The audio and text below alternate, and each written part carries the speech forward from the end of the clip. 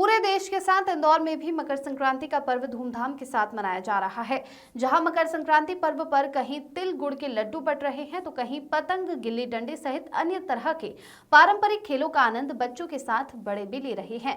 कनकेश्वरी मैदान में मंत्री कैलाश विजयवर्गीय ने पतंगबाजी पर हाथ आजमाया, तो वहीं नेहरू स्टेडियम में मैप और पुष्यमित्र भार्गव, विधायक महेंद्र हाटिया सहित प्रशासनिक अधिकारी भी संक्रांति पर्व के आनंद महोत्सव में पहुंचे। दिवाकर न्यूज ने पूर्व मंत्री और विधायक महेंद्र हाटिया से खास चर्चा की। देखें रिपोर्ट। सतीश शर्मा की रिपोर्ट। मकर संक्रांति का पर्व आज है और पूर्व मंत्री और विधायक श्री महेंद्र हाटिया जी हमारे साथ इस वक्त है। अच्छी की पतंग कई बार काट चुके हैं, कई बड़े बड़े नेताओं की पतंग काटने वाले महेंद्र हाटिया आज एक बार फिर आसमान में अपनी पतंग बुलंद कर रहे हैं। क्या कहेंगे इस त्योहार को लेकर आज आप? देखिए, भारतीय संस्कृति का ऐसा त्योहार है जिसमें तिल करके सूरज ढलता है और हमारी संस्कृति में इसका बड़ा महत्व है। तो खास करके पतंगबाजी, गुल्ली डंडे आज के दिन का एक विशेष महत्व है। मैं मकर संक्रांति के इस पावन पर्व में सबको बहुत बहुत शुभकामनाएं। बाबा आपके हाथ में जब डोर आती है तो कई बड़ी बड़ी पतंगें कट जाती है। देखा जा रहा लंबे समय से आपकी पतंग हमेशा बुलंद तो है। अब देखिए, बुलाने वाला अच्छा था, अच्छी पतंग कटी जाती है। तो महेंद्र हाटिया जी हमारे साथ थे और उन्होंने आज पतंग भी उड़ाई। मकर संक्रांति का पर्व आज सभी लोग मना रहे हैं। विधायक महापौर भी कुछ समय में यहाँ पर मौके पर पहुंचेंगे और नेहरू स्टेडियम में इस वक्त हम मौजूद है, जहाँ पर बड़ी संख्या में लोग पतंगबाजी, गिल्ली डंडे, तमाम पारंपरिक खेलों का आनंद ले रहे हैं। हमने पिट्टू करके एक संगठन बनाया, कहीं पिट्टू बोला जाता है, ऑल इंडिया संगठन हो गया उसके, और अब उसके पिट्टू फेडरेशन ऑफ इंडिया उसके ऑल इंडिया में मैच हो रहे हैं और अभी राज्यों में भी स्कूलों में उसको अडॉप्ट कर लिया है। ये परंपरागत खेल जिसमें बहुत ज़्यादा पैसा नहीं लगता है, गरीब भी खेल सकते हैं। ऐसे खेल को बढ़ावा देना चाहिए। तो गुल्ली डंडा, एक डंडा और एक गुल्ली आ गई, इसमें खेलो दिन भर। सितोलिया, एक गेंद ले आओ, और हम तो कपड़े की गेंद लाते थे, हमारे पास वो गेंद की भी खरीदने की ताकत नहीं थी, बनाते थे घर पे ही बनाते थे कपड़े की गेंद और उससे खेलते थे, सितोलिया और गदा मार दोनों। ये फोकट के खेल है और इसको खेलते रहना चाहिए। कुल मिलाकर मैदानी खेल खेलना चाहिए।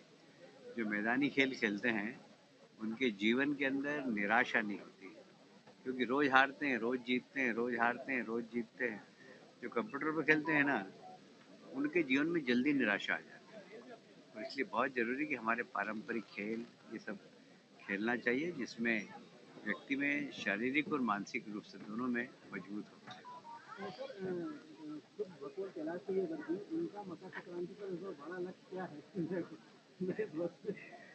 कभी कभी संकल्प जो लिया जाता है ना, वह गुप्त होता है। सर, दिल्ली चुनाव चल रहे हैं। दिल्ली में राहुल गांधी कह रहे हैं कि केजरीवाल जी और प्रधानमंत्री नरेंद्र मोदी जी एक ही हैं, दोनों झूठे वादे करते हैं। अब देखिए, ये गठबंधन का हिस्सा है।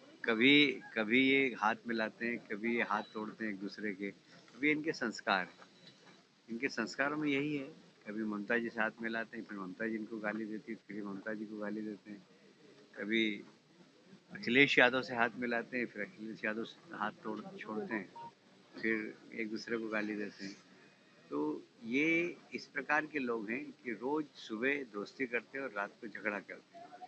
तो अब इन लोगों का गाली देना और तारीफ करना, इसका कोई महत्व नहीं। जनता जानती है कि दोनों सब ऐसे ही।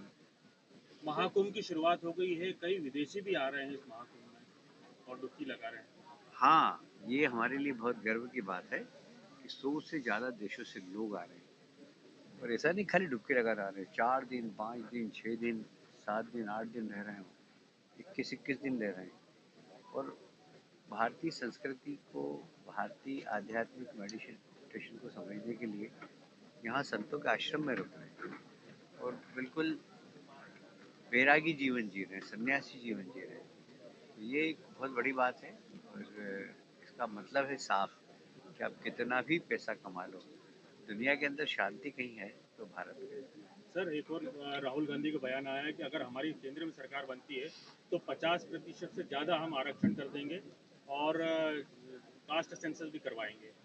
जैसे इस चुनाव में हारे, अगले चुनाव में फिर हारेंगे, तो कहेंगे हम 70% कर देंगे। उसके बाद वाले चुनाव में फिर हारेंगे तो कहेंगे 100% हम आरक्षण कर देंगे। तो ये हारते जाएंगे, इनका प्रतिशत बढ़ता जाएगा। पर जब सरकार में रहे तब इन्होंने आरक्षण के बारे में कभी चिंता नहीं। प्राण प्रतिष्ठा को 1 साल पूरा हो रहा है अयोध्या में, अभी भी कुछ जन्मभूमि ऐसी बची हैं जहाँ पर मंदिर की दरकिनार है। देखिए, परम पूजनीय सरसन चालक जी ने कहा है कि अब इस विषय को बहुत गंभीरता से उठाना चाहिए, क्योंकि सामाजिक समरसता का ताना वाना भी नहीं टूटना चाहिए। और इसलिए ये बात सही है, बहुत सारे जन्म स्थान बाकी हैं और न्यायालय में उनके केस भी चल रहे हैं, पर न्यायालय जो निर्णय देगा उसका पालन करेंगे।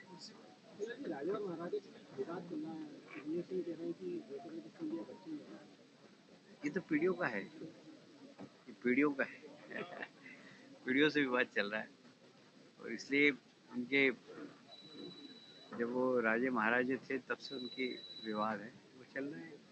और उनकी धरोहर है जो दोनों ने संभाल के रखी।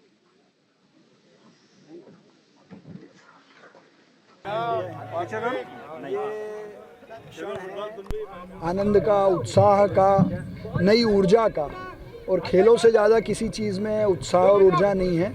मैं माननीय मुख्यमंत्री डॉक्टर यादव जी का धन्यवाद करता हूं कि आनंद उत्सव के रूप में हम मकर संक्रांति को मना रहे हैं और हर वर्ष की तरह इस वर्ष भी पतंग, गुल्ली डंडा और सारे परंपरागत खेल यहाँ खेले जा रहे हैं। और विशेषकर आज एक फुटबॉल का मैच भी हमने आयोजित किया था, जनप्रतिनिधि वर्सेस फुटबॉल प्लेयर्स का। अभी एक जनप्रतिनिधि वर्सेस हमारे निगम के अधिकारियों का मैच होगा।